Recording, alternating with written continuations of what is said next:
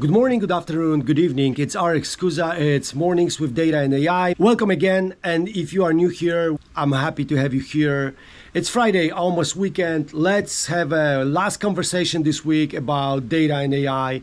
And today I would like to talk about niche AI.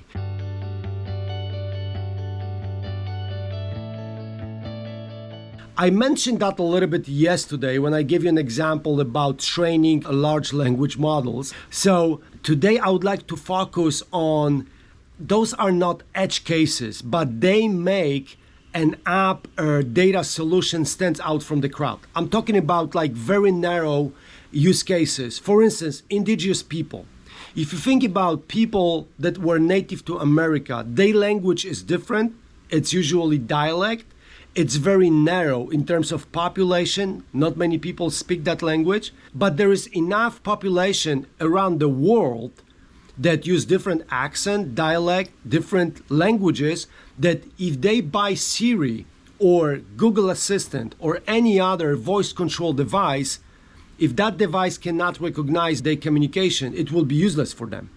Another example, think about people that cannot hear and they use hands to communicate with others.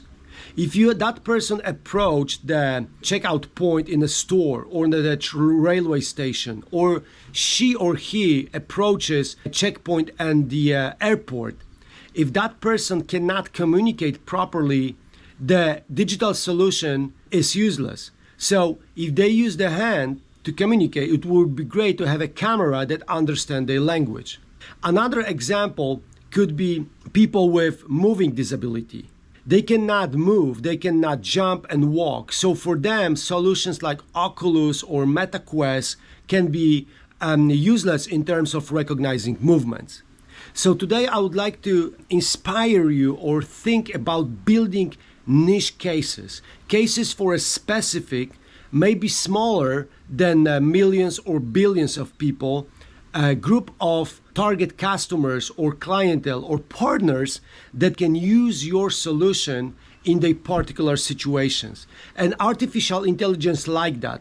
Yesterday in this video, I mentioned about like apps that recognize bird sounds, but doesn't recognize wildlife like deers or bison sound. The reason that's only birds, because it's very narrow case. Obviously, there is a million of birds' voices, but it's still a close database of examples. In these examples I mentioned with indigenous people or people that are using hands to communicate, like people can with a hearing disability or people with like moving disability. If you get those patterns of moving, if you get those patterns of using hands for communicating, or you can download those dialects, you're building a perfect narrow case. And that is actually something very useful for people.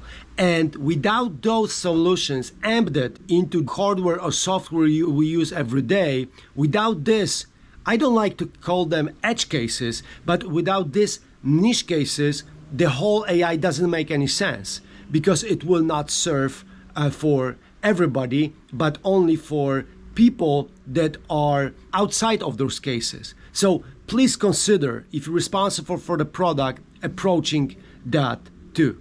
Have a great weekend. And this is the last episode of Mornings with Data and AI, and I talk to you next week. Thank you. Take care. Bye-bye.